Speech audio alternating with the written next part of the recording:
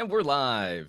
Yeah, it's still really crazy how Google doesn't give us any kind of countdown. It just clicks you into broadcasting to the internet. Hey, everybody, welcome to another SGGQA podcast hosted by none other than me, some gadget guy. That's the SGG. And the QA stands for question and answer, for all of the amazing comments and discussion that we get on the videos that I produce for YouTube on youtube.com/Juan Bagnell. This is sort of my way of engaging with the community because I'm fielding hundreds of comments a day. Like a really busy day for me, I might hit 1,000 comments, and so I pick my favorite comments every week, and we chat about cool tech stuff, and we get into some really fun discussions. And that's one of the things that I really love about the people that have been following my channel is that we get into actual discussions. It's not just a bunch of trolls flame baiting each other. So we should jump into this week's show. We've got a bunch of stuff to talk about. We're announcing the winner of my New Year's contest where we're giving away some cool fitness gear like this Fitbit Charge. One winner is going to walk away with a really nice little prize pack to get their New Year's resolutions in gear. If their New Year's resolution was to lose weight, if not, they can give it to someone, I guess. They can give their stuff away, I suppose. And then we're going to talk about some of the reactions to my recent videos. I recently produced a comparison between the Lumia 950 smartphone and the Lumia 930 smartphone that got a lot of comments on it. So we're going to talk about your reactions to that. And then also we're going to talk a little bit about how interesting cables might be. I recently produced a comparison between the Lightning connector cable that Apple uses for the iPhone 6 and the new USB Type-C connector, which is starting to pop up on Android phones and on Windows phones. And that actually got some really interesting responses from people. I put it together just because I thought cables were kind of interesting. I really didn't expect a lot of people to jump on board. And then all of a sudden, a bunch of people were talking about USB spec and data rates and all this kind of, all this really interesting stuff. So like, people think USB cables are interesting too. I am on board that discussion. But we should probably really quickly chew through today's holidays. Today is Humanitarian Day. So if you know any humans, today is a day to be nice to other people and to support causes that you might find interesting. This is, whenever we talk about holidays, I always have to fall back on this this little script that I've written for this is, when we have a day like Humanitarian Day, it's an excellent excuse to look into opportunities where you might be able to help people, maybe through volunteering, maybe by dropping off some canned food, maybe by writing a check, something like that. So I'm always excited to talk about those as these little one-off holidays, because I think throughout the year, there are always opportunities for us to try and help someone else, to try and lift someone else up, to try and make life better for someone else. And I feel that putting that kind of energy out into the world, it kind of comes back to you. So, not to sound like Bill Murray at the end of Scrooged, but, it's cool. Check out Humanitarian Day. Maybe there's something local around your area where you can help people out. Today is Fresh Squeezed Juice Day. Now, if I weren't helping my wife on sort of this low sugar thing that she were doing, I would totally engage in some unlimited juice. So unfortunately, we probably won't be celebrating Fresh Squeezed Juice Day today, unless maybe I make up some really cool vegetable juice concoction. Maybe that's what we'll do to celebrate Fresh Juice Day. Today's National Strawberry Ice Cream Day. And again, because my wife is trying really hard, this has been a struggle. I mean, like her triggers are totally all built on sugar. Sugars and sweets and candies and desserts and things like that. And so she's being really good. So we're just not keeping anything like that in the house that might tempt her. And it's a little easier for me because I am totally like hooked on fats and salts. So it's a little bit easier for me, I think. But then also she's being nice in that, she's not smothering everything in cheese when we try and eat dinner. Today is Wikipedia Day. So I guess go check out Wikipedia. I have had a love-hate relationship with Wikipedia for years now, in that I really don't think they do a great job of managing their community. I've run into way too many aggressive power-tripping editors on Wikipedia. I used to really try and engage in Wikipedia and do things that I felt would help improve articles. I was never trying to change context or meaning, but I would go through and do things like, oh, well, this sentence is written poorly, or, this comma's in the wrong place. And I would do little edits like that, just things that would kind of help sentence clarity while trying to maintain, what the sentence was trying to achieve, just basic, like high school English class style edits and improvements. And a couple of years ago, it really came to a point where almost all of my edits were being undone by moderators. I don't remember what they're called on Wikipedia, but people who wear fancy hats on Wikipedia. because they were giving themselves awards for things like, undoing unnecessary edits, so things like that, where you've got a very, very select few number of people who are in charge of editing pages on Wikipedia that they are not experts on those topics. I was doing something on a photography page, and someone whose expertise was listed as like horticulture was undoing my edits, and I wasn't changing information. I was just minorly adjusting sentence structure, or trying to make sure subject verb agreement was in place. And he was like really proud of himself, and you would go through and he had all these badges for like undoing unnecessary edits and moderating all of these different pages. And when that's what Wikipedia is sort of building towards, without any other sort of oversight, and it's all built on the user's work, so it's free labor. And they're doing all of these drives, all of these donation drives. It's just not a service that I can support beyond just using, like, I like to use Wikipedia to find other sources. So if I want to learn more about something, I look up the Wikipedia page, then I scan all the way to the bottom and I find all of the other links that people have attributed to that content. That's about the only thing I think Wikipedia is actually valuable for anymore, but I digress. And lastly, for happy stuff, today is National Hat Day. I love hats. That's synergy, man. I am so stoked that today is the podcast day that we're going to celebrate National Hat Day. This is one of my can goals. I also very much enjoy the pork pie. I have a couple pork pies. Have a little collection of those, and then you obviously have to keep a couple ball caps on hand. So I've got some fun ball caps too. My Red Sox hat is not maybe getting as much use as it used to. So we should jump into this week's photo. Let me pull up this photo. Let's see if I can screen share. So first of all, I'm just going to say this entire podcast might go kaput because I'm still having a ton of issues with Time Warner cable. Supposedly my internet connection has been fixed, but it's crazy inconsistent. Sometimes I get the speeds I'm actually paying for, and then sometimes all of that disappears. So thank you, Time Warner Cable, for making my life far more difficult thanks to your internet service. As soon as I have any other viable option, I will cease giving you money in a heartbeat. Love, Juan. So here, sorry, I just super bitter pants about that. So this was sent in from Bemichael on Instagram. And one of the things, so if you guys share photos and you use that SGGQA hashtag, tell me what cameras you're using to take these photos. This is an amazing skyline of Barcelona. This is a beautiful shot. Barcelona at sunset. We've got the pinks, we've got golds. It's just a really lovely shot. And even getting into how we're loosely playing, this isn't rule of thirds, but this is getting close to sort of a golden ratio line bisecting the top and bottom of this photo. I just really lovely work. I would love to know what camera this was taken with. So definitely keep that kind of info in there too. I'm always curious what people are using or what tools people are using to share their photos, to take their photos and produce their content. So Michael, thank you so much for sharing this. I thought that was a really lovely shot, and I'm happy to share this on the podcast. And for all of you folks out there, I'm going to go ahead and tease it again, who are looking to take their photo game up a notch, their video game up a notch. I have a book on that subject, and if you go to Amazon and you search for Take Better Photos, Smartphone Photography for Noobs, there's of course a link in the description below this video. It's $3.99. You can hook yourself up. It's a resource that I've put together with all of the tips and tricks that have helped me become a better photographer. There's a whole list of exercises at the end of the book. All of the photos in the book were taken from various smartphones, not just one phone. Really worked hard to not make it an iPhone book or an Android book or a Windows phone book or a BlackBerry book. It's a photography book, but it's focused on the content creation from our mobile devices. So you can check that out. $3.99, Amazon. Take Better Photos, Smartphone Photography for Noobs. So before we jump into like the questions and comments, I'm going to start discussing something with you guys in my audience that I have to be really cagey about.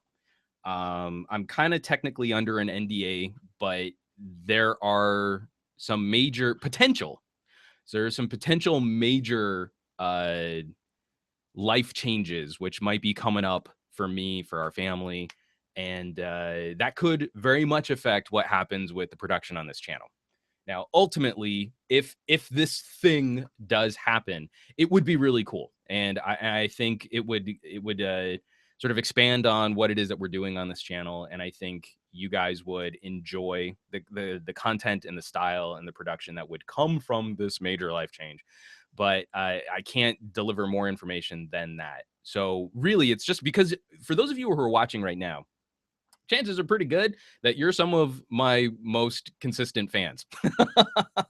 Like, I already know you guys are way smarter than the average bear when it comes to technology. You're probably the tech ambassadors of your family and friends, your social circles. And so for me, it's important that I start sharing some of this information with you guys first. And then it'll filter in. Like, I'll probably have a separate video that's just a sole, like a separate standalone announcement as to what might be going down.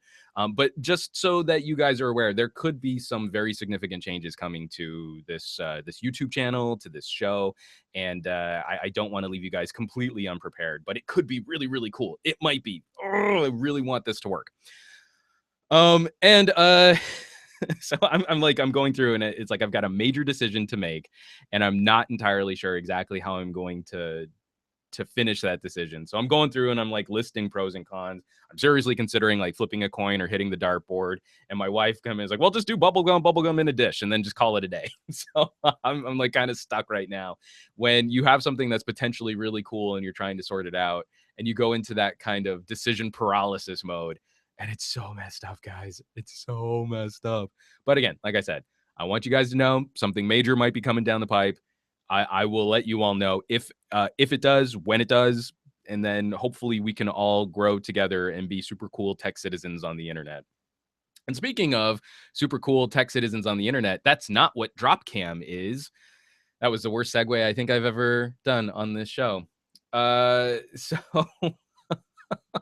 So I've spent 4 days trying to sort out a Dropcam Pro. There's the box for it behind me over there. I sent them after the first night of not being able to hook up this stupid Dropcam. I sent the Dropcam support team an email with a reply that I would get a reply from them in 2 days.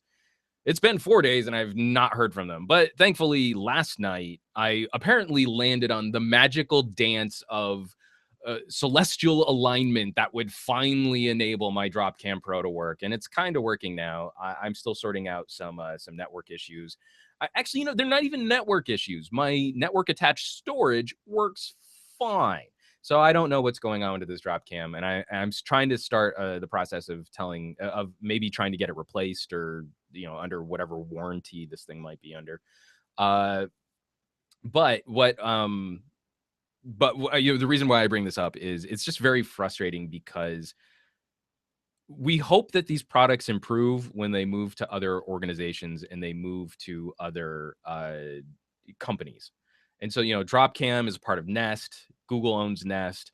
We have an idea that I was hoping that with updates and with support and with a parent company like Google, that what we would see would be, a webcam with the kind of plug and play support that we see from something like a Chromecast.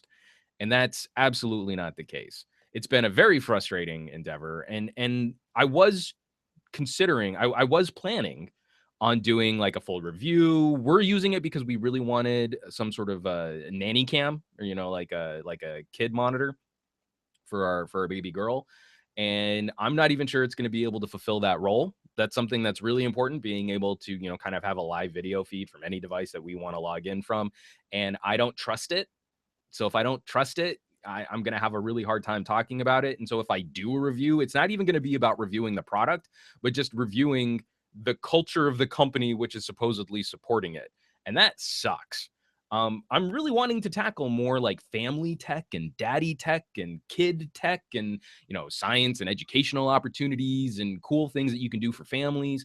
And so I was thinking about like trying to start that discussion with Dropcam, and Dropcam is totally letting me down. So super frustrated. And if you guys have any other ideas on what I can maybe do to support that, or if there are any parents who are watching this and you have a better nanny cam solution than what Dropcam Pro is supposed to be able to deliver, I'm all ears. Definitely drop me a comment on that, because I'm super curious what people are using for web streaming, webcam style video. But that's enough me vetching about what the drop cam situation is. I don't think vetching is actually the word. I think I totally mispronounced that, and I hope someone corrects me on that. Toot sweet, because that was embarrassing. So, folks, this, like I said at the top of the show, this week we and by we I mean me. This week, I uploaded a comparison where I produced a comparison between the Lumia 950, the newest flagship from Microsoft. We've been talking about this phone for the last couple of weeks. I think it should become super, super clear that I'm a fan of what Microsoft is trying to do, and I'm a little nonplussed by the 950's actual release. But I compared it against the Lumia 930, which is still a really pretty phone. Like, everything about this phone is really well considered, well designed, great form factor, nice features, great camera. For it being 2 years old, I think Microsoft's biggest problem in producing a new flagship phone is the fact that Nokia delivered on phones with a lot of longevity. These things have aged really well. So I produced this comparison, and I don't think I made it as technical as some of the other comparisons where I've really gone through like maybe performance issues or some of more of the nitty gritty on things like the camera app ergonomics and stuff like that. I kept this one a little bit more general. As again, some of my biggest concerns with where Microsoft are going are actually style and design, in how much we spend on our phones. And whenever we buy a phone, it becomes part of our lifestyle. So we want a phone that fits that well. Excuse me. For a lot of people, Apple is a fashion brand, and that works really well for their personal style. That's great. That's not my style. I feel like Nokia was my style. I loved pulling out like an 830 or a 1520, something really audacious. I hate phablets, but it was fun to pull out that phone. People were like, "Oh my god, you got a tablet!" I was like, "Are you got a tablet in your pocket? You're really happy to see me." So I miss that. You want. I really do think I like when a phone can kind of become a little bit of a conversation piece too. I know that's kind of vain, and that's not really what we're trying to accomplish in talking about technology, but I like fancy hats and watches. So I like things that become a part of my style. And I think a lot of people out there kind of feel the same way, even though they might not necessarily vocalize it that way. But anyway, so in delivering this commentary, I got a lot of comments and a lot of replies on that video. First of all, the number one, the most often criticized part of that comparison was I kind of goofed on the screen technology. God, I got so many comments about this, tons of comments. If you ever want to get a lot of comments on something, like, so produce a YouTube video with an emphatic statement and get the statement wrong, and you will get way more comments than if you get everything right. So a ton of people corrected me when I was talking about the screen technologies on both of the phones. They're both AMOLED screens, but I said that clear black was their branding for AMOLED, and that's not true. Clear black is their polarizing screen tech for how the panels work with the screen glass and for the clarity and the Jello pudding pops. So apologies, because apparently I got that totally wrong. And because apparently clear black can also be on their LCD screens too. So a lot of people had to correct me on that, and I appreciate the clarification. There are a number of comments that you can get the full scoop on what clear black actually is down below that video. But getting into the actual comparison, let's start off with Satish Singh, who wrote, I've been using Windows 10 for mobile for the last month. I will say that the design feels fresh and new. I do like some of the touches that have come from the software. The best thing about Windows 10 is its ability to provide similar experiences on smartphones, tablets, and laptops. One thing I don't like about Windows 10 mobile is the hamburger menu. I hate them. I hate them so very much.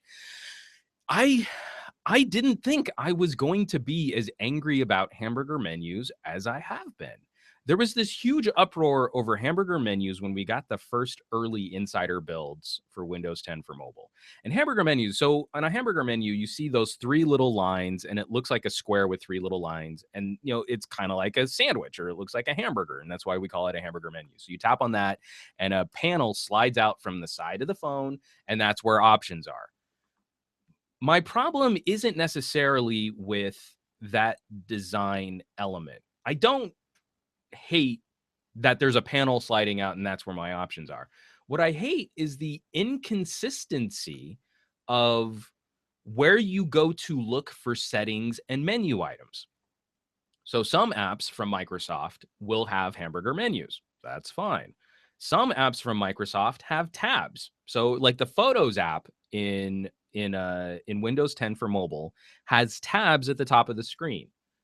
And some apps will have the little old school 3-dot menu. So there used to be a little 3-dot menu at the bottom of the phone. Your thumb would be sort of naturally primed for where your back, home, and Cortana search buttons are. And then there would be a little 3 dots above that control bar. And you would tap on that and a panel slides up from the bottom of the phone. And that's where you would interact with settings and different things like that. So what we have are 3 different methods. This is just in Microsoft apps. This isn't with third-party apps, because even like the IMDb app on Windows Phone still looks like it came from a Zune, with you slide laterally for all of your menu items and for all of the different panels of information that you can get into. That's what Windows Phone 8, they were really trying to make apps look like for Windows Phone 8. What bothers me is that Microsoft has 3 different methods so far for for arranging settings and menu items. So you have the hamburger menu, the 3-dot menu, and some apps have different types of tabs or lateral sliding organization style. And that's what bugs me. I don't like when there's an inconsistency for how you get to controls. And this also bugs me about what Google did with some of their Android apps, especially moving from Ice Cream Sandwich forward, where we got rid of dedicated menu keys. You remember when Android phones used to have 4 buttons down at the bottom and one of them was often a menu key? I loved having a menu key. It didn't matter what the app developer did. They could have an on-screen menu, but you would hit the menu key and it would pop up the menu regardless of where you were in the UI. So that kind of stuff I miss. I hate having to search for things for controls. And I hate that some apps have search buttons and some apps don't. I hate that some apps have 3-dot menus for settings and some apps use hamburger menus. You spend so much more time looking for how to use the app as opposed to just using the app. And that's the kind of stuff that bugs the pee out of me. Moving on, this is CDB033, and he writes, honestly, I'm still rocking my Lumia 1520. It's hard to part ways with it. In my opinion, there is nothing better. I'm now running Windows Mobile 10 on it, and it's running like a champ. I'm currently waiting to see if they are going to come out with a Surface phone this year. The Lumia 950 and 950 XL didn't do it for me. I hate that the screen size has been reduced. That's a major thing for me. We will see what the future will hold. I think this is really curious. I don't know. Is there any company, maybe Sony? Is there any company out there that's still doing a 6-inch screen phablet? Here in the United States, we've kind of given up on 6-inch screens. I was hoping that the LG would do a Flex 2 or an Optimus G Pro, give me a proper mini tablet. I don't like phablet-sized screens. I know I keep awarding like best phone of the year to phones like the Note 4 and the V10, but that's also because for CDB033, I can commiserate that you don't have 6-inch screen phones anymore, and I don't have proper premium flagship phones at 5 inches anymore. Even like a 4.8, like a 4.8 inch screen with a proper high resolution display would be beautiful for my little hobbit hands. So I can totally commiserate from the opposite side of the hand size description. I mean, like, I guess there's the Nexus 6P. I think Huawei probably has a 6-inch. Don't they have I forget what the Huawei brands their phones. But so many other manufacturers have walked away from 6 inches, and the 1520 was an excellent example of a completely audacious device that people would look at and talk about. And we saw a lot of them here in Southern California for a hot minute. They were totally circulating around. You would go and like people that weren't techie were playing with these mini tablet devices. And I think there was an opportunity lost by not continuing on with that. So moving on to in the live chat, we've got the Mate 8, the new Honor 5X from Kyle Ruggles. He says the Honor 5X has a 6-inch screen. Okay, I'll have to look those up. Oh, and Let TV, or Let V. I don't know actually what that is, but there's a Chinese company, and I'm really excited to try and get my hands on an LETV, Let TV. I don't know what the name of the company. You're supposed to pronounce the name of the company, because they announced that they're supporting the Snapdragon 820, but they also announced that they're going to be using Qualcomm's new fingerprint scanning tech, where the fingerprint scanner is built into the screen. So I'm really curious to see. They were the first to announce it. I'm sure other phone manufacturers will be too. But I want to play.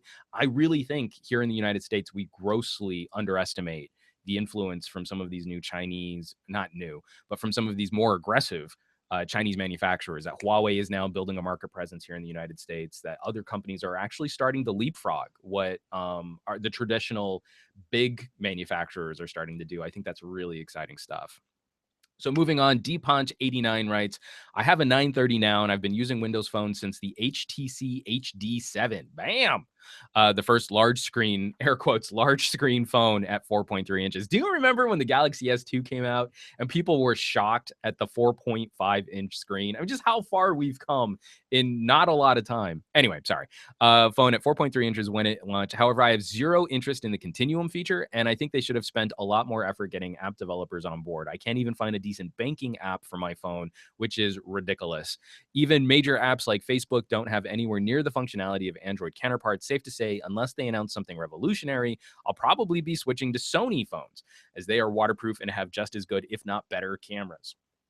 I'm just so tired of the huge app gap and how every advertised app is not available on the Windows Phone platform. I can totally commiserate with that. I know a lot of people, especially over the last 6 months, where we were waiting for new Windows Phone flagship news. We didn't know what was going to be coming down the pipe, what new hardware we were going to get. The rumors weren't necessarily exciting people. When we got, sort of the leaks on what Countryman and Talkman were going to look like. And I wouldn't ever blame anyone for jumping ship to a platform where the services that you want to use are there. Ultimately, for as much as I love the hardware, we can talk about hardware till I'm blue in the face. We have this hardware because it's designed to deliver services. It's designed to help us interact with data and with other people. And if the platform that you're using doesn't have access to the services or the data or the apps that you want to use, I'm not going to be that person who tries to convince you not to move to a platform that does. I'll be really curious to see how Sony handles their mobile. I'm not trying to talk you out of Sony, dpunch89, but I'll be really curious to see how Sony handles their mobile division over this next year. I think what we see as a company struggling with their identity right now, when the most exciting news from them out of CES this year was that they relaunched a record player. I see a company that's defensive and reactionary, so I hope that's not bleeding into their phone design. We know that Sony sensors are often the preferred sensors for a number of manufacturers out there. So but we also know that there's going to be a lot of competition. Samsung designed some great smartphone sensors. Nokia, I should say the Lumia hardware team, the former Nokia team, they have their own sensors, camera sensors. And then there's a new upstart. I need to remember what the name of this company is, but they're designing a 12 megapixel half-inch camera sensor, which is supposed to be able to do 4K video at 60 frames per second. I think we're going to start seeing that show up in a lot of devices over this next year. So Sony even has competition on the mobility camera front too. But ultimately that's a good thing. We're all going to get better options. We're going to see more competition. That's always better.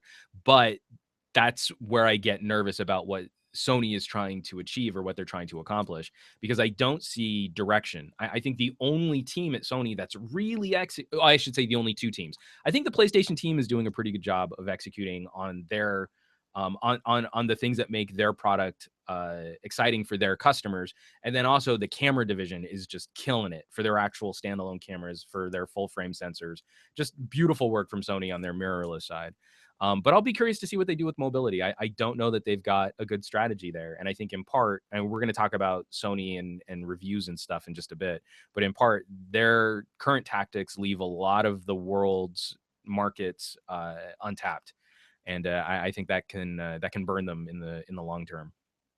So, continuing on the Lumia 950, painful 1978 writes, I was this close to buying the 950 XL, but I have decided to wait and see how my 930 will run the next upgrade to Windows 10, simply because I am still in love with my 930, perfect size and weight. It really is a beautifully designed device. And that's another thing that, if I'm getting cranky pants, and pardon that this is I'm really trying not to make commentary on Windows Phone be overly negative. But one of the things that makes me a little skeptical about the current state of the Lumia 950, uh, and this is about the software, is if Windows 10 really was ready for mass adoption, I feel Microsoft would be getting more aggressive about pushing out Windows Phone 10 or Windows 10 for mobile updates to the current devices like the Lumia 1520 and the Lumia 930, and maybe even the Lumia 830, depending on what kind of hardware specs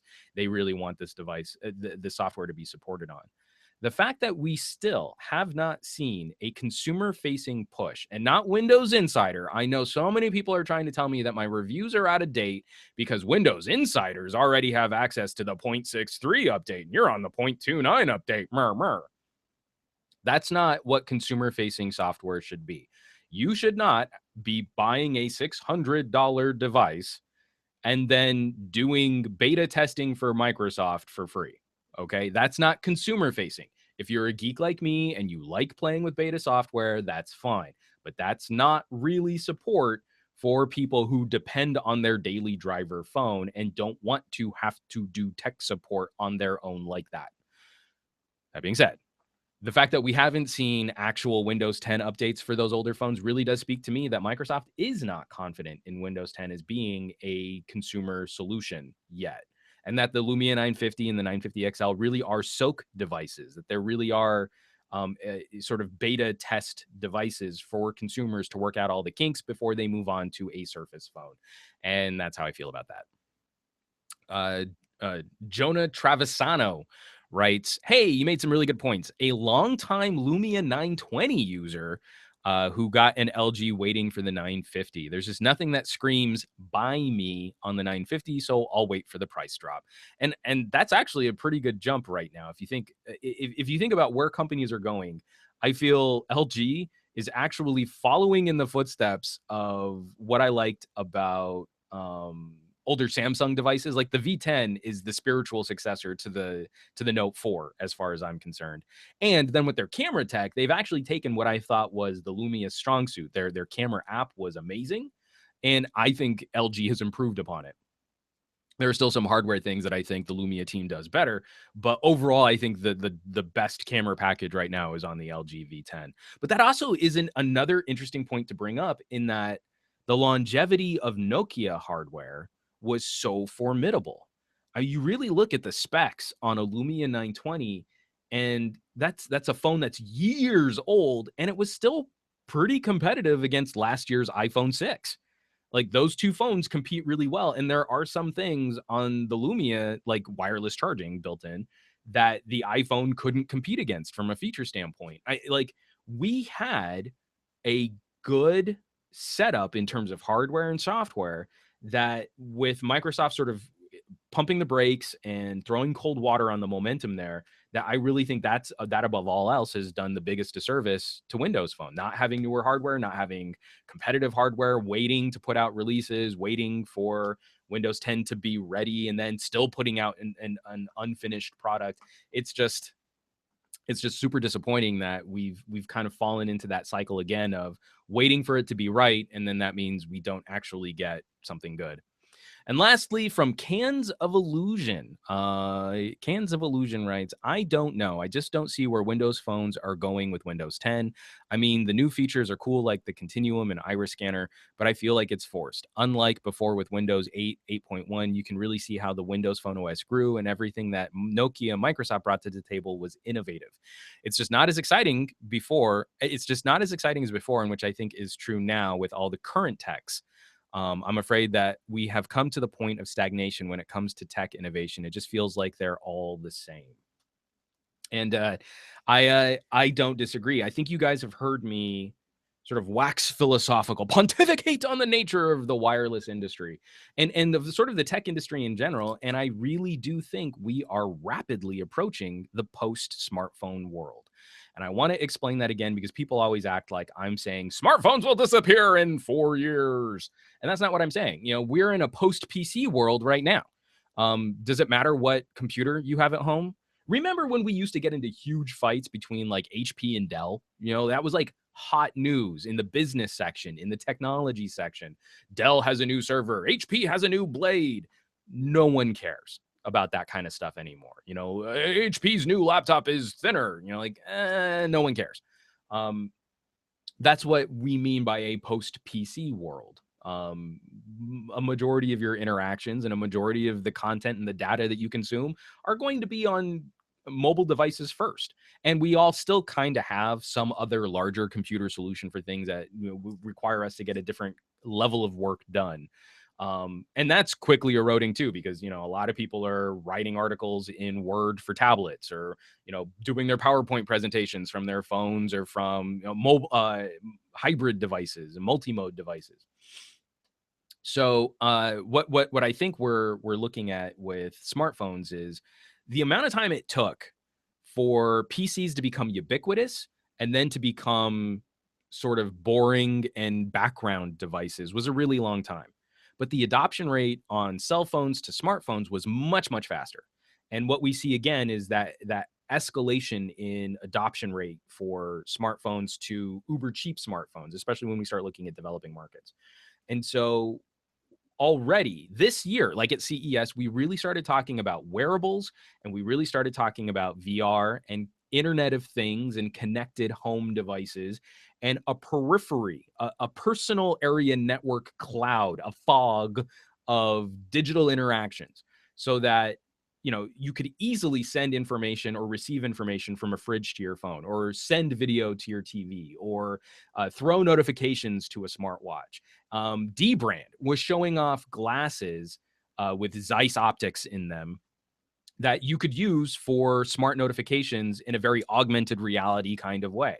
You know, when we start expanding the role of the other gadgets around us, we have clothing with sensors built into them. Why have a Fitbit on your wrist when you can just put the sensors directly into your shoes? You want an accurate step count, it's not going to come from your wrist because I have defeated every single smartwatch and fitness tracker by pushing my daughter's stroller. I pushed her for an hour a couple days ago and got 0 steps on my Microsoft Band 2. You know, so that was sort of a wasted step tracking opportunity. But that wouldn't have happened if my Pumas had just sensors built directly into them. Or maybe you could even have like smart shoelaces. I don't know. Anyway, so I kind of got angry to the point of losing track. Regardless, all of that comes back to the idea that I will say in the next couple years, and I don't think it's going to take a long time, that the phone you have in your pocket is going to be as boring a discussion as debating HP versus Dell desktop computers would be today. And that really what we're going to be looking at is the explosion of all of the peripheral devices. So they're all going to be powered by your phone, but no one's going to care about the phone anymore. It's going to do just as good a job of picking up on cell phone tower data, a decent enough processor, RAM, storage, et cetera, et cetera. We'll be relying a little bit more on cloud solutions. And then when information is appropriate to go to your phone screen, that's going to be one solution, but a lot of things are going to be sent to glasses or trackers or watches or TVs or your car, you know, the in-dash unit in your car. Maybe we'll finally get cars with heads-up displays. Who knows? Maybe it could happen. And that's what I mean by the post-smartphone world. Your phone will basically just be the pipe that gets you to the internet.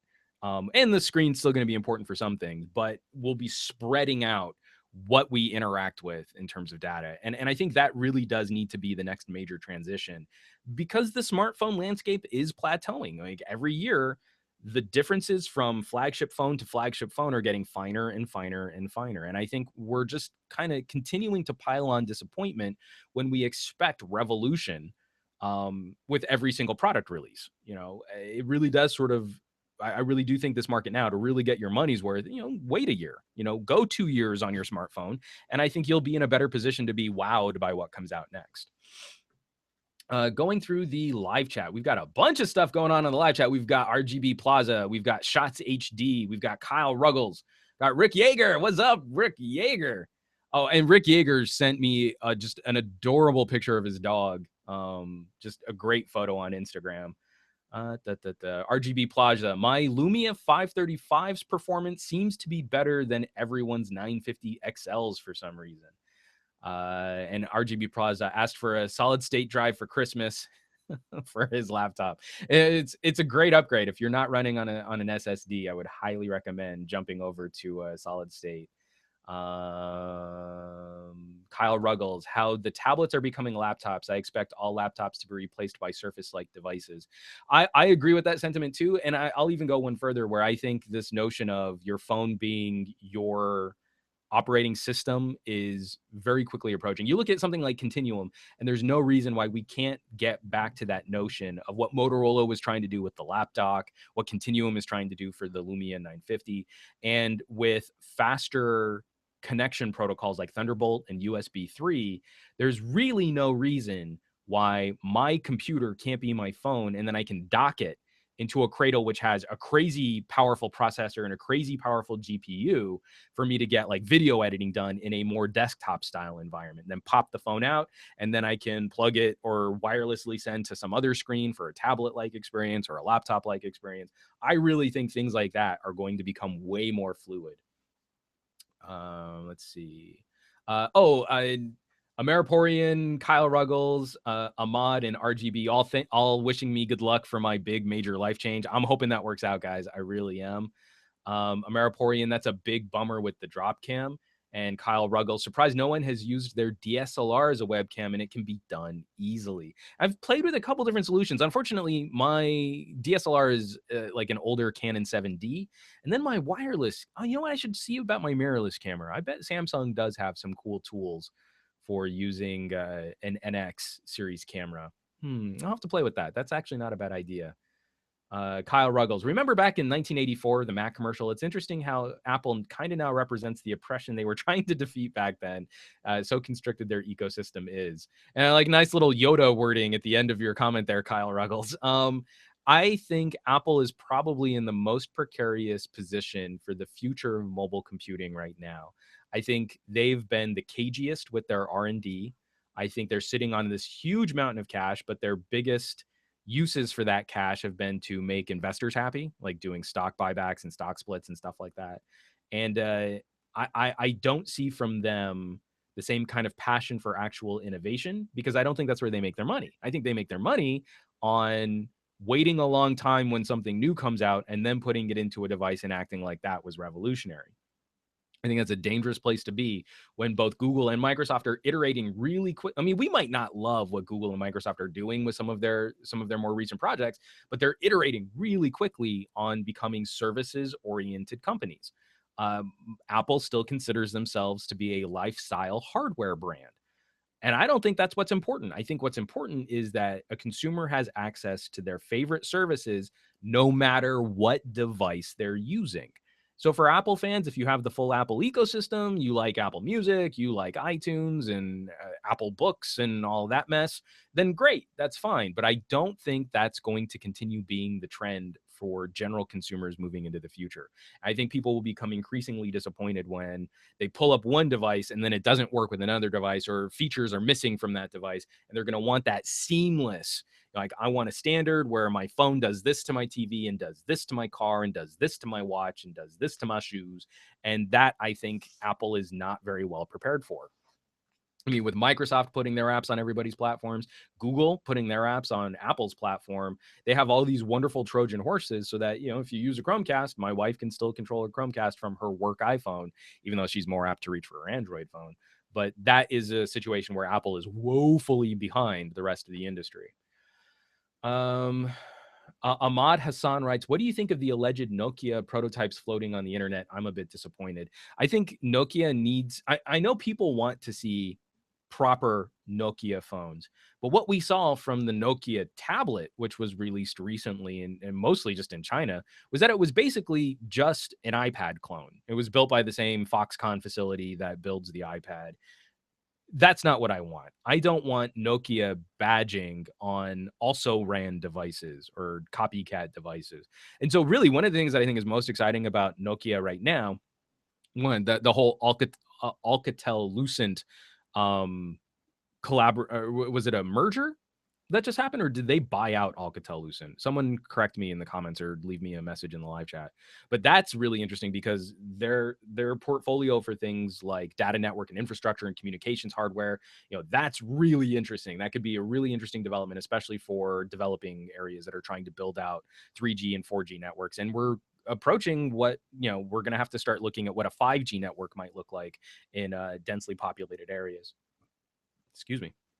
But the other thing that I thought was really interesting is that Nokia is working on 3D and VR solutions. So they've got like a really expensive 360-degree cinema camera that they're starting to show off a bit. And I think that is a smart play. That's a company that if you just limp into the smartphone industry with a bunch of rebadged phones, you're going to get hammered. I think BlackBerry's estimates for what they could do with an Android device were off the charts, not realistic. You need to demonstrate a consistency of hardware and support and software and updates and upgrades. And I think right now, diversifying away from the smartphone is probably their best play for becoming a successful company again.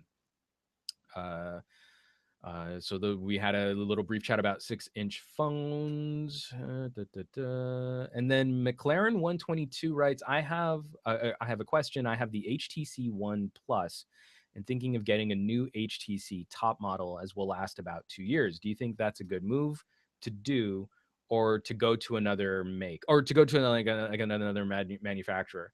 So McLaren 122, I would say wait to see what we might get from HTC. If you can hold out, if you can wait a couple months, let's see what HTC does with an M10. I never want to count out HTC. I think they make wonderful phones. If you care about audio, I still think they're the top pick for headphone jack, for speaker playback, just super high quality premium experiences for music playback, media playback, multimedia. They definitely need work on their cameras, but I think overall they still make a really nice premium luxury device. So let's see what they do with the M10. If it's just another iPhone clone like the A9 is, then I would feel pretty comfortable about saying walk away from HTC. Maybe check out an LG, a Motorola, a Samsung, something else. See what kind of fit of features that you're really going to get interested in or you're really going to care about. And that would be my recommendation, is a wait and see. The M9 is a fine phone, but it's not a great phone. And that's really the issue if you're trying to maximize a 2-year purchasing situation.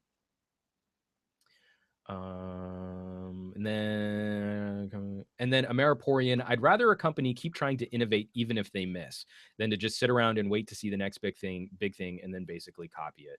Yeah, it's really dicey right now in the mobile market. I think everyone, it's like we see this in Hollywood, we see this in telecommunications, we see this in automobiles. I think most companies right now are afraid of risk. And I can't blame them. Consumers are super fickle. I agree with the sentiment. I really do wish, and I really do like it when companies try things and fail rather than just coast. But right now, we're all waiting for that one company that's going to do something big and is going to take that risk and is going to take that gamble. And I don't know that it's going to be Google. I think they got gun shy when Glass blew up in their face. I really think they were looking at Glass as being sort of the future platform, not necessarily Wear. I think they thought Glass was going to be so boundary pushing, boundary breaking, that we would all be wearing face computers over these last couple of years, by the end of these last couple of years. But when it blew up in their face, I think they backpedaled hard and then played it safe with watch software. And now we're watching them try and build upon that watch platform. And I really don't see where I don't understand why we couldn't take the Android Wear software and start looking at a more passive glasses style display. Like, I think that would be a perfectly reasonable transition to go to next. But of course, we're waiting to see what they might do with other devices. So getting into some other discussions real quick. I also produced, like I said, this one was a surprise to me because I produced a video on USB cables. I did a comparison on USB Type-C the new USB Type-C connector, against Apple's Lightning connector. And we got to give Apple props here because Apple was first to market with a truly reversible connector design. So the pins on the outside of this cable work in either direction. It doesn't matter what direction you plug your cable into your phone. And I know that was sort of a bother to a number of people with micro USB, where micro USB can only be plugged in one way. And some manufacturers would make that trapezoid up or make that trapezoid down. You'd always have to have a feel for it. Some people would kind of poke around it or something like that. And so I wasn't expecting this video to get a lot of traffic, but it got a lot of comments. So let's jump in. And he's actually in the live chat now. The first comment is from Kyle Ruggles. Kyle writes, if only the next iPhone would have USB-C. I doubt that will ever happen. They're pretty invested into Lightning, considering their possible move to a jackless phone. I think they'd probably go that way. They even have Lightning connector headphones, though it would be great for companies to make accessories that may work for both ecosystems. I'm just disappointed that USB-C in many portable devices doesn't use the full spec USB 3 or 3.1. Many of them are just using 2.0, which originally came out 16 years ago. It would be pretty great to have a 6P, 1+2, and other USB-C smartphones charge up a smartwatch, utilize fast data transfers, or serve up HDMI, especially in this day and age. There's very little benefit to USB-C, I say, if they're not gonna go all in. It's not all about looks, LOL, but I guess they got to start somewhere. I just hope that down the line they do use USB-C to its full capability. So a couple things. I think this has been really interesting talking about Apple rumors where a lot of people are saying like Apple might go with a jackless phone. And then at the same time talking about how Apple's going to get rid of the headphone jack and use the Lightning connector for headphone audio. So what I really think is going to happen, I think it's entirely possible. I don't know how probable. And I'm not saying that means it's improbable. I just don't know what the probability on this might be. But it's entirely possible that an iPhone 7 might do away with the headphone jack. I really feel that by the time we get to an iPhone 8, that's where we'll see the full transition away from having any kind of home button. The fingerprint scanner, Touch ID is going to work through the screen, just like the Qualcomm tech on this Let TV is Let V or Lay TV smartphone from China is going to use. I think those things are really going to take off in not next year, not in the year following, but for whatever iPhone 8 might be. And someone else actually brought up a really interesting point that by the time we get to iPhone 8, if there are enough changes, like getting rid of the home button, getting away from Lightning connector, doing things like that, that maybe that'll be the first Apple phone. So we'll let the iPhone brand die with the home button. When the home button goes away, so will the iPhone, and we'll have a new product from Apple for the first time since the original iPhone was released. It really is kind of curious to me when we have a cable connector change. One of the benefits that come from USB-C are those things that Kyle was mentioning. Faster data throughput, USB 3 speeds, the ability to connect HDMI gear, and I'll be curious to see what Google does to take advantage of that. I think the early benefits from USB-C will actually be maximized from companies like Samsung and LG. And I think Google will probably be slow in building this stuff natively into Android. I think they're going to be a little bit more reactionary about where they're going to go, because I think they're a company that's still unsure of their transition in merging. I think they need to really put more resources into merging Chrome OS with Android. I don't really feel that there's any reason why our phones couldn't be utilizing more Chrome OS style web browsers, for example. A true desktop style browsing experience. And then say you wanted to plug your Android phone into a TV or a desktop style monitor and have a continuum style experience using Chrome OS.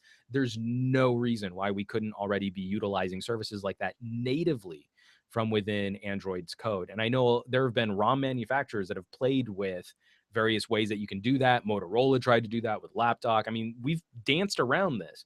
And if Continuum shows us anything, is that we're getting pretty close to this being a viable consumer solution. From the live chat, Game Rex, why hasn't Apple utilized quick charging? I would assume they would have picked it up by now. And honestly, I think it's because they don't need to. With the iPhone 6 and with the iPhone 6S, it's such a small battery that it charges in almost the same speed when we're talking about percentages, it charges almost as fast as a Galaxy S6. So it looks like it has fast charging, but it's basically just because it's a smaller battery capacity. I don't know. Someone else sort of wrote a note about how the Lightning connector might not support the amperage on the iPhone. I don't know that that's true because, you also have to have bigger amperage on devices like the iPad. But honestly, the question for whenever you ask a question about why doesn't Apple have something, it's because they don't need to. That they don't need to have fast charging in the iPhone because people will still buy the iPhone, and they won't understand what that means for charging, because when you look at an Android device that has a 3,000 milliamp hour battery, we do need fast charging because it looks like it takes a lot longer to charge because the battery capacity is almost twice the size of the iPhone. And then Kyle Ruggles, I don't get that. I'd expect many. Oh, I guess he's talking about headphone adapters and how we might do audio out of data ports instead of having dedicated headphone jacks. He says, I'd expect many audiophiles to be pretty pissed off. I have so many headphones, and if I don't switch to Android, I'd be pretty peeved. Adapters, ? Meh. So one of the things that'll be interesting about that is when you send audio out of a data port, you still do eventually have to hit a DAC, a digital to analog converter, where you convert zeros and ones, the data of what your music is made up of, into actual concussive force that vibrates molecules in the air that tickle our eardrums. And so basically what we do when we move audio to the data port is we move the DAC off of the phone and into the actual audio device. So your headphones will be responsible for converting the digital signal to an analog signal that the drivers in your headphones can then respond to by vibrating molecules in air. Or we'll have to have some kind of DAC converter for older headphones, and it'll look like a little lump or a box, I'm sure. That to me is what's been really interesting about this conversation is people like, oh, well, it's going to be a pure digital signal. Well, no, you can't have a pure digital signal because at some point you do need to vibrate air. So that's what I don't understand is like I'm sure that companies like Bear Dynamics, Sennheiser, AKG, Shure, they're going to be able to jump right in with amazing converters. But what happens to, like sport headphones? What happens to, like fitness and workout style headphones? And I think for a lot of people, then Bluetooth solutions start becoming more attractive, even though I still don't think Bluetooth can offer up the same kind of fidelity that we get with a proper cabled connection. But I digress. Continuing our conversation on USB Type-C, Daniel Davila writes, I just like that the pins on the micro USB cable doesn't saw away the plastic around it off. It just stays new looking with Type-C since the pins are inside the device. Plus, I can just jam it in knowing it won't scratch the device since the edge of the cable isn't sharp like the old one. There are so many great innuendos about cables. Like when people are talking, yeah, it's great. Like it doesn't matter what side, I can just jam it right in on there. That's what she said. So that's been a really also a fun part of this discussion is talking about how these cables function when we are charging our devices quickly and on the go and not needing to pay attention to what side they're jammed in there. I don't know that USB Type-C is going to offer any better casing protection. I mean, the outside of the USB-C connector is still metal. So if you're off by just a little bit, you could probably still chip away at the casing on the side of your phone. They don't have, because micro USB has those little teeth. If you have like a one of those really sort of like a really, really well-built cable, have those little teeth on the flat side of the micro USB cable, which kind of help lock the cable into the device a little bit better. And sometimes that's really hard to press in there. Really difficult to connect, I should say. That's okay. I'm just gonna have to get over the the grade school kid in the back of my brain who's laughing at everything that I say about these cables. But I still think you'll probably run issues if you try and pop a USB-C cable into your phone quickly and you're not paying attention. You could probably still scratch up or damage the side of your phone. Maybe not as bad as you could with micro USB, but I think you could still do it. Stony Silence writes, I hate lightning connectors. My sister uses Apple products and her cables are always dying and having issues. My dad and I use Windows phones, which both use micro USB, and my mom has a Moto G, which is also micro USB. So there's nothing new enough in our house to be using the new Type C yet.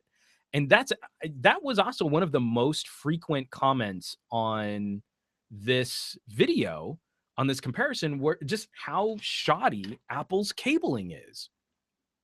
That this lightning connector this is like the most fragile USB cable you can buy, and it's one of the most expensive because it's proprietary to Apple products, and it's just super disappointing. So in the video, I also show my wife's iPhone 6 cable, which is less than a year old, and it's crazy discolored and it's bubbling and the shielding is starting to fail around the boot. And it's just, you would expect that a company that's charging as much for their products as they are would be able to offer you a slightly better cable. But my wife went with a third-party cable that has a rugged boot and a bigger plastic shielding, and it's a woven nylon fiber around the outside of the cable, and that's aged much better than her actual Apple Lightning connector cable has. To which point, I also got a comment from Mr. Two Pint, who writes, to defend Apple, we are talking about a woman's purse here in regards to my wife. The most brutal environment in the known universe. Which we used to joke about my wife's purse being the zone where gadgets would go to die. Just because stuff would get caked on them. They would constantly be in an environment where they're getting like hammered by other stuff in her purse, wallet and keys and stuff like that. Gadgets would just age super, super quickly and then just like be destroyed. She's actually been doing a lot better about that now recently, and almost all of her gadgets have some kind of case on them. But I just thought that was pretty funny, like, because my wife's iPhone 6 cable looks terrible, and like there's gunk on the pins, and this, like I said, the shielding is discolored and falling apart, and I don't know that it really was her purse. But also, if iPhones are going to be as popular as they are with women, shouldn't we be taking that into consideration, that the environments in which these products might be stored are lifestyle pouches? Like, you have to have the things that you need in your life in your purse. Why isn't a gadget built which can survive a purse? I feel that's a fair question to ask.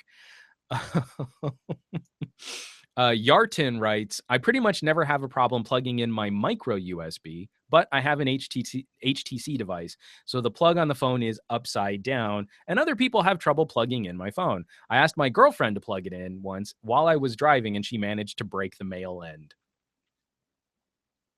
So many jokes. So many jokes. So, Yartin, maybe have some conversations with your girlfriend about not breaking off male ends. That might help the future of your relationship. Just maybe it's worth investing in.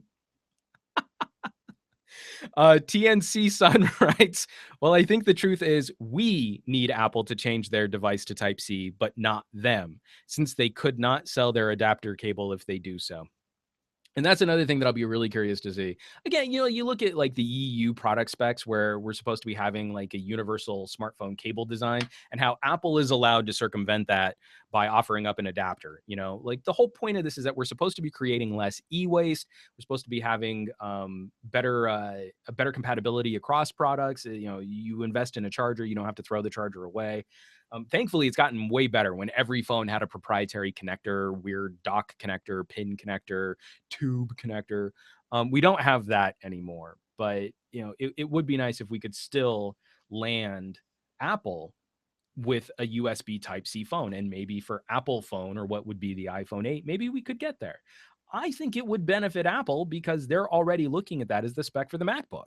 So why not use the same cable for a MacBook to charge a MacBook as you would to charge your phone? I think that's a great bit of synergy for Apple. I think there's absolutely the possibility that we could see this.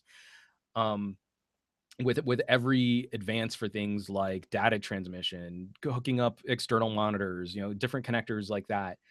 Thunderbolt never really did take off in the consumer space like we hoped it might. USB Type-C has the potential to actually make a dent in there where Thunderbolt didn't, and I think that could be there could be a potential where we might eventually see that on the iPhone. I'm not saying that's a high potential, but there's potential.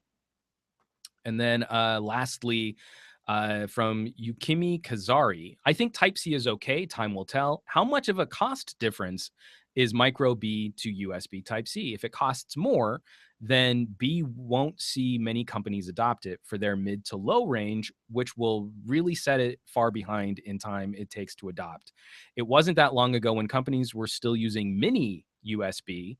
I'm hoping it does not become a USB 3, a micro USB 3 on smartphone situation where only high end devices get it.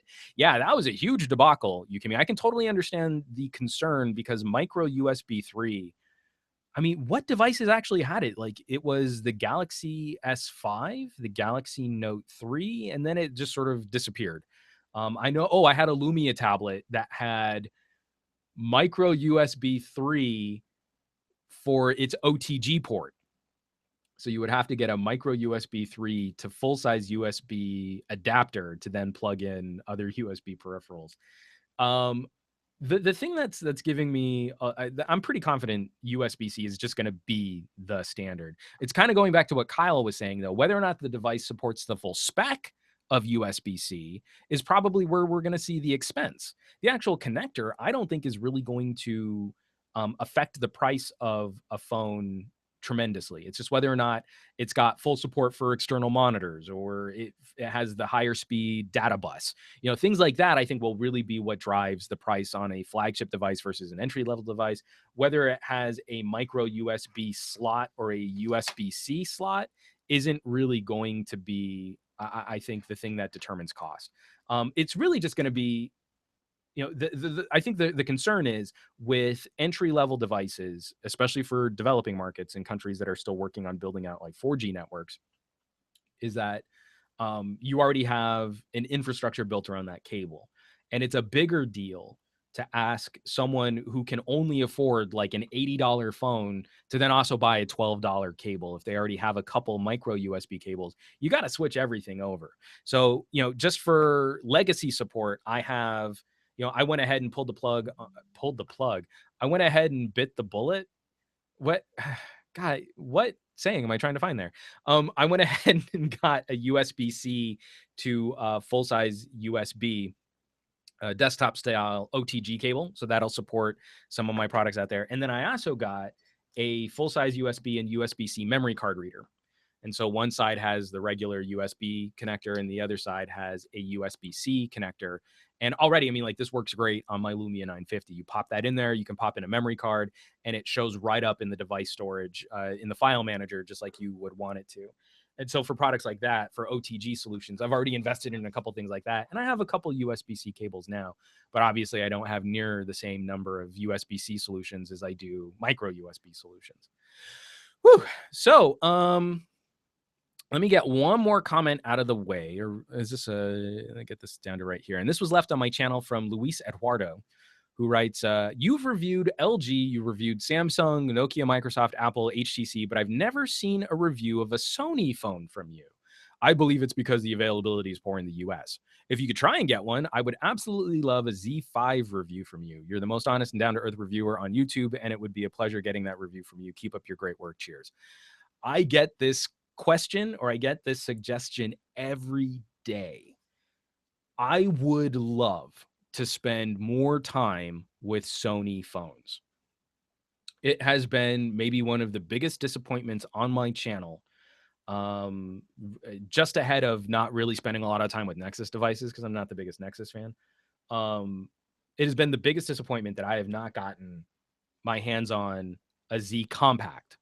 That to me would probably be one of the best solutions for my preferred style of smartphone usage. Slightly smaller screen, but still pretty high-end specs, great cameras. I want to play with one so bad. But I've reached out to Sony and they have seemed very uninterested in sending review devices to a reviewer of my size, because I'm not the biggest channel on the block. But a reviewer of my size in the United States. I've told them that only 40% of my viewership is coming from North America and that 60% of my viewership is worldwide, spread out around the world, with most countries in the world and pretty well represented in areas where Sony would do well, especially the Pan Pacific region. But they don't seem interested in engaging in that discussion or having that discussion. And I have very limited resources for what I will actually spend my own money on when it comes to things like review devices. And I find it very difficult for me to spend those limited funds on a company which refuses to support my region. I have sort of an internal political conflict there where I want to talk about their phones and I want to play with their phones. And I think a lot of us are sort of in similar boats when it comes to how much money we can really spend on these gadgets. And I don't know that I can bring myself to spend my own cash on a device from a company that not only ignores me, but then also ignores my continent. So that's kind of where we're stuck. Until we can blow this channel up a little bit more and see bigger traffic that Sony thinks that they need to engage with my channel, and or until they start playing ball with carriers here in the United States so that we have more opportunities for review devices for they are just going to be irrelevant to the United States market, and unfortunately won't be a company that I'll be able to spend much time with in terms of reviewing. And that's kind of a bummer. It really is. I think they would give us one of the most interesting camera fights between Lumia and Samsung and LG. I think their aesthetic for things like building out water resistant devices is absolutely a manufacturing trend that I would want to support. I think the ergonomics on things like where they build in their fingerprint scanners, being ahead of the curve on trying to push a 4K display into a smartphone when we start talking about virtual reality solutions coming from our phones. All of this stuff is that I want to jump on board. All of this stuff is stuff that I want to support. But unfortunately, the company doesn't seem to care that I'm interested in talking about their products or in reviewing their products or in comparing their products to other manufacturers. And that's where we're stuck. So, Luis, I have to apologize to my community because I kind of do feel like I'm letting you guys down in not being able to provide that commentary. Like that would flesh out a major gap in my device coverage, but it's just not something that's feasible for the channel right now. So hopefully we can improve upon that in 2016. Fingers crossed. Especially as, once we get towards the middle of the year and we hear Sony announcements for new Snapdragon 820 devices, I will be much more interested. I'm also gun shy on that Snapdragon 810. I just don't know that that's really going to be a chipset that ages well over time. So I really want to see, I really do want to see what a company like Sony could do with a Snapdragon 820. I think that could be really exciting. A 4K display, the Snapdragon 820, a 30 megapixel camera, whatever it is that Sony has coming down the pipe, I'm sure is going to be really cool. And hopefully I can get my hands on one. We'll see. We'll really try and play it. But on that bummer, I think we should end on something kind of exciting. I think we should end on an announcement for the contest winner. I don't think anyone's going to fight me on that. This is one of the screwed up things about just talking into a webcam for like 90 minutes straight is that you you start saying things like with the expectation that people are going to reply. Woo. But thank you for those of you in the live chat because you're keeping me sane-ish right now. So the New Year's contest, the long-awaited announcement of the winner for my New Year's contest. I really did intend to announce the winner sooner than this. It really did. I mean, I was down for about a week straight thanks to Time Warner Cable. So another screw you to Time Warner for keeping me out of commission for as long as you guys did, and that I still don't have a consistent internet experience. But for New Year's, I put together a New Year's resolution contest. I really want this community to be supportive of people that are trying to achieve something for their New Year's resolutions. We get super cynical about New Year's resolutions. We, my New Year's resolution is to not have New Year's resolutions, and I've been keeping that one for years. I like people who are self-actualized. I like people who participate. I like people who stand up, who make their voices heard. And I think a New Year's resolution, when landed on realistically and when, sort of supported over the course of a year, can be a great way to check in with yourself and improve upon something that you might find deficient in your current lifestyle. So to help with that, my New Year's resolution is to lose weight. So I'm using smartwatches and fitness trackers and wireless headphones to try and achieve that. So I felt it was appropriate to give away an LG Tone Active, one of the more rugged Bluetooth headsets that LG makes, and a Fitbit Charge. And this is coming courtesy of my pals at AT&T. They hooked me up with this really cool little prize pack. And with the prize pack, just to help with their branding, I'm also giving away a Cool Gear beverage infuser. So you put stuff in this cone in the middle, and then you pour water in the rest of it, and you let that sit for a little bit, and it can kind of infuse a healthy beverage for you after you've worked out by listening to music with your LG Tone Actives and tracking your workout with your Fitbit Charge. So I really want to thank the folks at AT&T. They've been super supportive of this channel over the last couple of years. And so this was just a great sort of thank you giveaway to be hooked up with. And I'm super stoked that they've been so supportive of this. So we should probably announce the winner. The winner did come from Instagram. And I want to get back to that comment before where I said, you know, I really want people participating. I really want to support people who are active, who care about their content creation, who are passionate about this discussion. And so I got a lot of negative comments from people, some people sending me private messages about why subscribing to my YouTube channel was worth 1 point and following me on Twitter was worth 1 point, but sharing a photo on Instagram was worth 10. Well, that's why. I want to support and I want to encourage participation. I really get frustrated when I do contests and I get hundreds of contest entries from fake Twitter accounts. It takes me a long time to go through and weed out YouTube or Twitter or Instagram accounts that have 0 followers and then just nothing but contest entries. Those are not the people that I want to celebrate or reward for participating in my contests. And I'm very conservative about like, well, I really don't feel this is a real person, so I'm going to get rid of their contest entry. I don't do a lot of that. But I also want to encourage participation. So if you shared a photo on Instagram of your New Year's resolution, that was worth 10 times the number of entries as pushing follow on Instagram. Like that's nothing, you know, it's something. And I thank the people that did participate, but that's why it came from there. So the winner came from Instagram. I'm going to pull up his photo and I'm going to set up screen share real quick. And the winner of the Fitbit Charge and LG Tone Actives is none other than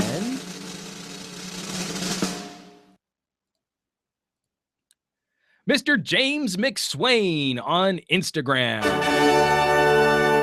And Mr. James McSwain, his New Year's resolution is to lose 33 pounds and get off blood pressure medication. So this was also an excellent synergy in that I was giving away fitness gear. So James McSwain was chosen at random. This wasn't that I picked my favorite Instagram photo or I picked my someone that I knew. So all of the contest entries were thrown into a bucket and a random number generator selected him.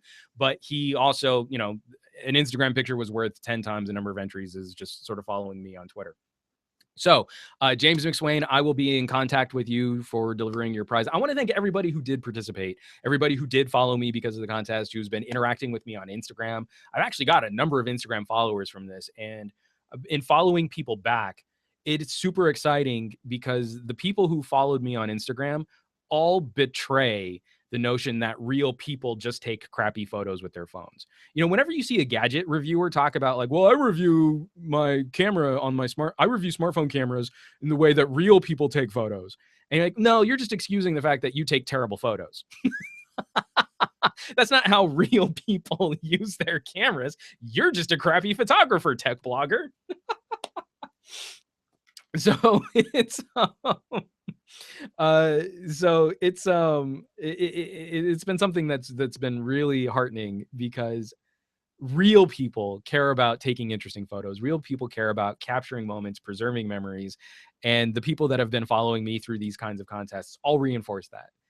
They're all doing amazing work with mobile devices. They're all doing phenomenal photography, amazing video, and it's a kick in the nuts to anyone who's trying to belittle real people or regular people as being just completely moronic, subhuman, can't dress themselves in the morning, mongrels that can't figure out how the buttons work on the camera. That's not true. You guys are proving that every single day, that that's absolutely not true, and that we can all take that discussion up to a higher level. So again, thank you again to everyone who participated. I'll be in contact with the winner, and hopefully he gets back to me soon. Otherwise, I might have to pick another winner. But James McSwain, this gear is going to be coming to you courtesy of AT&T, and I think you're going to dig it. It's some fun stuff. So, folks, that's the show. We've got a couple fun things out in the environment. What's going on just sort of around. If you guys missed it over New Year's, I was a guest on a podcast on Geek Nation. So if you go to geeknation.com and you check out the Cast of Characters podcast, it's an amazing podcast hosted by one of my all-time favorite people on the planet. His name's Yuri Lowenthal. He's a phenomenal voice actor. If you hit his IMDb, you will probably see projects, animation and video game projects that you guys have heard him in and just didn't know that he was a part of that project. But in my capacity as a voiceover casting director, I was kind enough to be a guest on his show, and we talked about Hollywood and the business and voice acting and recording. It was a great conversation. You can catch that on Cast of Characters on geeknation.com. And then I also want to tease, coming up in February, I've already sort of nailed down a shoot date with their producers. I'm going to be on KTLA to talk about smartphone photography. One of the things that we've been talking about a lot on this channel. So I'm going to be doing a segment with their tech producer, Rich DeMiro. That's Rich on Tech.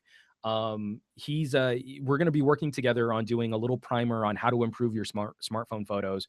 And so we're going to be shooting that next month, the beginning of February, and then it should be out probably a couple days after that. So I'll be sharing links for those of you who don't live in Southern California, but I'm just always excited when I've got another TV appearance coming up. And so that's going to be really, really cool. Be on the lookout for that. And then all of this is kind of coming back to, I got to plug it one more time, the book I wrote, Take Better Photos, Smartphone Photography for Noobs, on Amazon Kindle. Next month I'm going to be submitting it to Google Play Books, but I don't think it's actually going to be listed there until March, maybe the middle of March. It is. I am doing like the Kindle Select program right now, and then it'll eventually be over on Google Play Books too. But it was a labor of love to produce the book. It's $3.99. All of the photos are from various smartphones, and it should help you take your smartphone photo game up a notch in just finding inspirations, in explaining photography terms, looking at some of the technique, what we talk about for composition, for color, for exposure, for lighting, how to find your light, things like that. I think you'll really enjoy it if you care about your photos and your videos. And for subscribing to this podcast, if you want to listen to the audio version of this podcast, that you can subscribe through Stitcher, through iTunes, through Player FM. I did list myself for the Google version of the podcast catcher, but I don't know if that ever went live. But I do have to send a shout out to archive.org. They are the main backbone hosting service for the audio version of this podcast. I wouldn't be able to host the audio version without archive.org. And in every way that I was complaining about Wikipedia at the beginning of this video, archive.org has become a service that I've been passionate to support, in that their mission is to back up the internet. And I don't think we realize how fragile our digital content is. It doesn't take much for this stuff to evaporate. And their mission is to provide backups to content that we might find interesting. They have the Wayback Machine. They have a huge catalog of public domain audio and public domain movies. I always point to them because they have one of the best copies of George Romero's 1968 zombie classic, Night of the Living Dead. They have a Blu-ray quality rip of the film that is totally legal for you to download for free. And it's an amazing movie, one of my all-time favorite films. And it's a shame that it did fall into the public domain as quickly as it did. George Romero's best work, he never profited off of it at all. But I have to send a huge shout out to archive.org. If you support a website on the internet, you donate to a website as a charitable donation, I would highly recommend checking out archive.org for your donation dollars or your donation time. And then we also have to thank the sponsors, lootcrate.com, super fun geek and gamer subscription box service, cool stuff showing up it's a mystery. You never know what you're going to get. But we do know that every Loot Crate this year is going to have a novelty t-shirt inside. So considering that each crate is less than $20 with shipping, you get way more than $20 worth of stuff. And if you buy a Loot Crate using the promo code SGLOOT, SGLOOT at checkout, you can save yourself an additional 10%. You'll get yourself something cool. You'll be supporting this YouTube channel. It's peanut butter jelly time. It's great synergy. So that's another show, guys. I got to thank, I can't thank you enough for all of the participation, for all of the comments, for the civil tone, how you guys, for how you guys have interacted on this channel. It's been wonderful watching this grow, because you guys have been primary in making sure that this conversation is free of fanboyism, is free of flame baiting, is free of trolling, and that we are taking that discussion up a notch. We will be the future ambassadors of new technology around the corner. And you guys have been showing that to me every week with the comments that you leave on my channel. So I can't thank you enough for bringing more cool people to the party. We just want the cool people. We don't want the assholes. Leave them on like MKBHD. So I couldn't help that. I really like MKBHD, but I don't love the comments on MKBHD videos. So thank you so much for watching. Be sure to subscribe for more podcasts and videos and reviews like these. And yeah, I guess I will catch you all on next week's show. Hit that thumbs up button, and I will catch you on next week's podcast.